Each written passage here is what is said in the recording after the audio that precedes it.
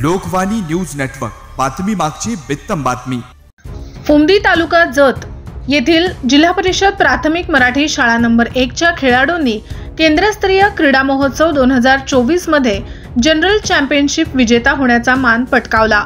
उमदी तालुका जत येथे जिल्हा परिषद केंद्रस्तरीय क्रीडा महोत्सव शुक्रवारपासून सुरू झाले आहे। या स्पर्धेत 27 शाळेतील सहभाग नोंदवला होता। 2 दिवस चाललेल्या या स्पर्धेत प्रथम बहुमान जिल्हा परिषद शाळा नंबर 1 ने पटकाविला आहे।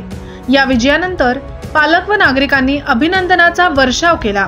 विजेत्या संघांना सरपंच दुंडाप्पा तेली, उमदी पोलीस ठाण्याचे सहाय्यक पोलीस निरीक्षक संदीप कांबळे, मंडल अधिकारी संदीप मोरे यांच्या हस्ते ट्रॉफी देऊन सन्मानित करण्यात आले।